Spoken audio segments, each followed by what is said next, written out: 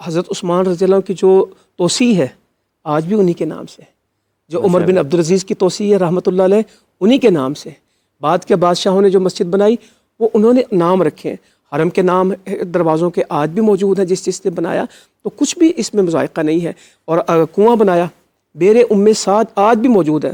حضرت سعد ہے کہ میری والدہ وفات پا گئی، مجھے امید ہے کہ اگر وہ زندہ ہوتی تو مجھے صدقے کا حکم دیتی، میں ان کے لیے کچھ کروں، تو کیا فرمایا ان کے لیے کنواں کھود دے، تو کنواں بنایا اپنی والدہ کے لیے، اس کا نام ہے بیر ام سعد۔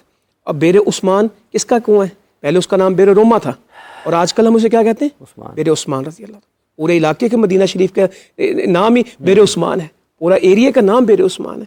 تو یہ نام اور نیت اللہ جانتا ہے، کون نمود و نمائش کے لیے کر رہا ہے، کس طرح اس کو ہمیں ڈسکس نہیں کرنا، یہ اللہ کے لیے، کیونکہ جو جتنی کس کا وہ اللہ جانتا ہے کہ اس نے کس غرض سے حضرت عثمان رضی اللہ عنہ جب مسجد بنانے لگے تو ساگوان کی لکڑی استعمال کی اور بڑے اچھے پتھر منگوائے، تو صحابہ کرام میں اختلاف ہو گیا کہ آپ اس کچی مسجد کو جو اللہ کے رسول صلی اللہ علیہ وسلم نے بالکل سادہ بنائی، حضرت عمر اور حضرت ابوبکر صدیق نے اس کو ایکسپینڈ ضرور کیا ہے، اس کو توسیع ضرور دی ہے، مگر اس کو مزین نہیں کیا۔ آپ باہر سے امپورٹ کر رہے ہیں ساگوان کی لکڑی اور اتنے خوبصورت پتھر منگوا رہے ہیں، تو آپ یہ کیوں کر رہے ہیں؟ تو اس وقت کہا کہ میں نے اللہ کے رسول صلی اللہ علیہ وسلم سے یہ حدیث بھی سنی ہے، فَلَهُ مِثْلُ، جس طرح کی بنائے گا اس طرح کی ملے گی، اچھی بنائے گا تو اچھی ملے گی۔ تو اس اعتبار سے ہاں اس میں ایسی کوئی چیزیں نہ ہو کہ جو آپ کو وہاں دل لبھاتی ہوں، آپ کو اللہ کے ذکر سے کرتی ہوں، کوئی ایسی رنگینیاں اس میں نہ ہو، وہ سوبر ہو، سنجیدہ ہو، عبادت کا مرکز ہو، اور اس کا اگر مرعوب لوگ اس سے ہوتے تو کوئی حرج کی بات نہیں ہے، اور وہ مسلمانوں کی ایک شان و شوکت کا مظہر ہو تو کوئی اس میں مذائقے کی بات نہیں کہ وہ مسلمانوں کی سطوت کو، ان کی بلندی کو، ان کی عظمت کو بتائے کہ مسلمانوں کا مرکز ہے، یہ کوئی کمزور جگہ نہیں ہے، تو ہماری علامت بنے، کیونکہ ہمارا تو آئیکن مسجد ہے۔ نبی کریم صلی اللہ علیہ وسلم جب کسی بستی میں حملہ کرتے تو کہتے رکو رکو، فجر ہوتی، اگر اذان کی آواز آتی تو روک دیتے کہ نہیں یہ تو ہمارا علاقہ ہے، اگر اذان کی آواز نہ آتی پھر سمجھتے کہ کسی جہاں سے اذانوں کی آواز آتی وہی ہے۔ اور پاکستان تو اللہ کا شکر آج بھی ایسا ملک ہے جس میں لاکھوں مسجدیں، آپ کراچی سے سفر شروع کریں، لنڈی کوتل تک جائیں، ہر 2 کلومیٹر پہ آپ کو مسجد مل جائے گی، ایک ایک محلے میں ماشاءاللہ 7 مسجدیں ہوں گی، ایک ایک گاؤں میں 15 مسجدیں ہوں گی۔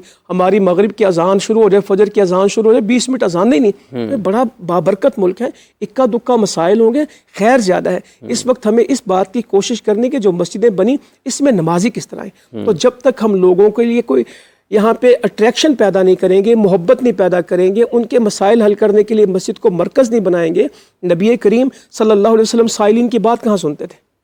مسجد میں سنتے تھے نا، دوران خطبہ بھی سنی، جس نے کہا بارش نہیں ہو رہی، وہ مسجد کے دوران خطبے کے دوران بول رہا ہے، اور اگلے ہفتے پھر کہنے لگا کہ اتنی بارش ہو گئی کہ سب بہنے لگا۔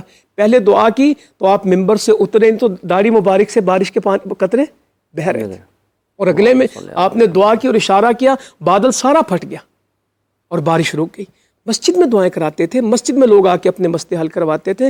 مسجد کو جب تک ہم آداب مطلب اس سے کیا ہے کہ اگر فرض کر لیں محلے میں 2 لوگ ہیں اور ان کا آپس میں اختلاف ہے کسی جگہ اور شدید اختلاف ہو گیا، پنچایت صلح کے لیے سب سے مسجد سے بہتر کون سی جگہ ہے؟ تعزیت کے لیے بیٹھنا، آپ 3 مرلے کے گھر ہیں لوگوں کے، فوتگی ہو جائے وہ کہاں بٹھائیں؟ نکاح اگر شادی حال میں کریں گے 2-2 4-4 لاکھ چاہیے، مسجد میں سادہ نکاح کریں، وہاں پہ چھوارے کھلائیں، بیٹی کو گھر سے روانہ کرے چلے جائیں، لوگوں کی کتنی صورت ہے۔ آج کل تو یہ ٹرینڈ ہے نا جی کہ مسجد میں نکاح پہلے ہوگا، ہفتے کے بعد دوبارہ رخصتی ہوگی۔ نہیں وہ تو پھر کوئی، وہ تو ایسے 2 نمبری ہے، مسجد ہی سے ہوگا۔ اسے کہتے ہیں خانہ پوری کرنا۔ خانہ پوری، یہ تو نکاح کے لیے مسجد کا تعین کر لیا، نکاح ہو جانے کے بعد یعنی وہ جو ایک مختصر سا ایک پروگرام ہے نا، ایونٹ ہے، اس کو مسجد میں رکھ لیا، رسمیں وہاں پوری کر لی، بعد میں کہتے ہیں جی شادی حال میں کھانا ہوگا اور باقی سارے کے سارے معاملات وہاں پر ہوں گے۔ اس سے پتہ چلا کہ ہم نے مسجد سے ہی رخصتی ہونی چاہیے، شرعی مسائل کو بھی اس حد تک اپنانا شروع کر لیا کہ جہاں تک ہماری خواہش ہے۔ اور فوٹو اچھی آتی ہے نا مسجد میں، جی جی مسجد میں فوٹو اچھی آتی ہے، اللہ تعالیٰ رحم کرے۔ یہ تو بڑا یہ بھی ایک بہت بڑی خرابی ہے کہ آج کل بیت اللہ شریف میں جاتے ہیں، مسجد نبوی صلی اللہ علیہ وآلہ وسلم، دیگر مساجد میں جاتے ہیں تو وہاں بھی فوٹو شوٹ کے لیے لوگ جا رہے ہیں۔ آپ فیصل مسجد چلے جائیں، یہاں باشی مسجد چلے جائیں، اور دیگر مساجد جو تاریخی مساجد ہیں تو وہاں پر آپ کو عبادت کم دیکھنے میں ملے گی۔ میں خود یہ میرا ذاتی تجربہ، میں نے اپنی آنکھوں سے دیکھا کہ نماز ظہر سے پہلے ایک تاریخی مسجد تھی تو وہاں پر تمام لوگ فوٹو شوٹ کر رہے ہیں۔ وزیر خان میں بھی جاتے ہیں لوگ، بس وہ نام آپ نے لے لیا, چلے میں نام لینا نہیں چاہتا تھا. بہرحال تو وہاں پر فوٹو شوٹ ہو رہا تھا, لیکن جب اذان کا وقت ہوا, اذان ہوئی, نماز کے وقت وہی چند نمازی تھے. اس سے پتہ چلا کہ ہم نے مساجد کو بھی ایک طرح سے نا وہ سیرگاہ بنا لیا. تو یہ بہت بڑی خطرناک بات ہے. مساجد کو اللہ کے ذکر سے آباد کرنا چاہیے. اگر بالفرض مساجد کچی ہیں, اگر اس میں باقاعدہ جماعت ہوتی ہے, درس و تدریس ہوتی ہے, دینی معاملات سارے وہاں پہ ادا کیے جاتے ہیں, تو وہ مسجد اعلیٰ و عرفہ ہے. اور کریم آقا علیہ الصلوۃ والسلام پر جو کتاب نازل ہوئی قرآن, اس میں یہ بھی کہا گیا, فرمایا کہ لا تقم فیہ ابدا لمسجد اسس علی التقوی من اول یوم احق ان تقوم فیہ رجال یحبون ان یتطہروا واللہ یحب المطہرین. کہ حبیب صلی اللہ علیہ وآلہ وسلم ایسی مسجد میں نہیں جانا کہ جو آپ کے خلاف سازش کرنے کے لیے بنی, بلکہ آپ نے اس مسجد میں جانا ہے کہ جس کی بنیاد تقوی پر رکھی گئی. تو جس مسجد کی بنیاد بھی تقوی پر رکھی جاتی ہے, اللہ تعالیٰ اس میں برکت عطا فرماتا ہے, اور وہی اس بندے کے لیے خیر کا سبب بنتی ہے. وہ سب پھر اس کا مطلب یہ ہے کہ یہ جو تصاویر وغیرہ بنواتے ہیں, جیسے اب جیسا کہ ان دنوں ایک رجحان ہے, لوگ بڑے شوق کے ساتھ مسجد میں اہتمام کرتے ہیں نکاح کا, اور پھر اس کے بعد وہاں پر تصاویر بھی ہوتی ہیں. نکاح کی حد تک تو وہ بھی آپ کا یہ ماننا ہے کہ پھر رخصتی بھی وہیں سے ہونی چاہیے, پھر یہ نہیں ہے کہ آپ چند تکلف ہے نا یہ تو. ہاں, تو اس کے ساتھ ساتھ جو تصاویر کا بھی اہتمام ہوتا ہے کہ شوٹ ہو جائیں, جیسے ابھی مفتی صاحب نے ذکر کیا ہے, تو اس میں جو تاریخی مساجد ہیں, چونکہ اس میں وہ بنی ہوئی ہیں کئی سو سال پہلے کی, تو ان کا جو طرز تعمیر ہے وہ آنکھوں کو بھلا معلوم. ایک سوال شامل کر دوں میں بھی, آپ ادھر ہی سوال دیجیے گا. میرا ایک دوست ہے, تو اس سے کہا کہ بھئی آپ یہ ساری چیزیں میں نے اس کو سمجھائیں, قریبی دوست تھا, میں نے کہا آپ نکاح مسجد میں رکھیں اور یہاں پر ہی جو ہے رخصتی والے معاملات ہوں. تو اس نے آگے کہا جی وہ جو میری ہونے والی بیوی ہے نا, جو منگیتر ہیں, ان کا یہ کہنا ہے کہ میں نے نکاح بادشاہی مسجد میں رکھنا ہے, اور نیت کیا ہے کہ وہاں پر فوٹو شوٹ ہوگا, اور فوٹو شوٹ کے بعد پھر رخصتی چاہے آپ شادی حال سے کر لیں. تو یہ بھی ذرا لوگوں کو بتانے کی ضرورت ہے, اس کو بھی ذرا شامل کیجیے. یہ جو غلطی ہے وہ ہر جگہ غلطی ہے, اس کی جسٹیفیکیشن کہیں بھی نہیں ہو سکتی. جو غلط ہے وہ غلط ہے. مسجد میں ہو, گھر میں ہو, جہاں بھی ایک عورت بے پرد ہو کے تصویر بنائے, وہ مسجد میں بنائے, شادی حال میں بنائے, اسے کسی صورت بھی اس کی اجازت نہیں ہے. ٹھیک ہے. دوسرا یہ مسجد جب للہیت ہوگی نا, ان المساجد للہ, لوگ اس میں ڈرتے آئیں گے. کہا اس میں کس میں داخل ہونا, ڈرتے ہوئے داخل ہونا, اس میں اللہ کے خوف سے داخل ہونا, اس میں آ کے بے خوف نہیں ہونا.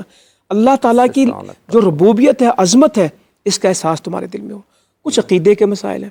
اب میں بیت اللہ میں کھڑا ہوں اور ایک آدمی لاہور میں کال ملا رہا ہے کسی جگہ, دیکھو میں بیت اللہ میں ہوں, تم نے جو دعا کرنی ہے وہ میرے فون کے ذریعے کر لو, میں یہاں ہوں, تم یہاں فون کرو یہاں سے اللہ کو. اور میں نے کہا اللہ تعالیٰ کو یہ نہیں چاہیے, وہ وہاں سے بھی کرے گا تو اس کو مل جائے گا, تو اس کو تمہارا فون کا وائر نہیں چاہیے. سالہ کے بعد فائنی قریب اجیب دعوت الداعی ہمارے مسائل ہیں.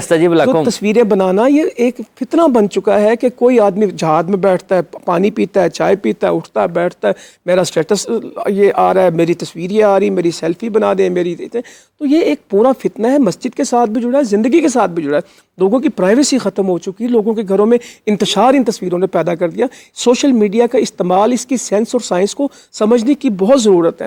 اخلاقیات کے حوالے سے آپ کو اس کے پروگرام کرنے چاہیے. دو دھاری تلوار ہے. ہاں جی. اچھا مجھے ایک اور بات ہے کہ جیسے بھی آپ نے ذکر کیا کہ وہ کوئی شخص مسجد نبوی میں ہے, اور کوئی شخص اگر حرم شریف میں عمرے پہ گیا ہے, عمرہ کے دنوں میں, اگر حج میں گیا ہے حج کے دنوں میں, تو ایک تو آپ نے ذریعہ بیان کیا دعا کا.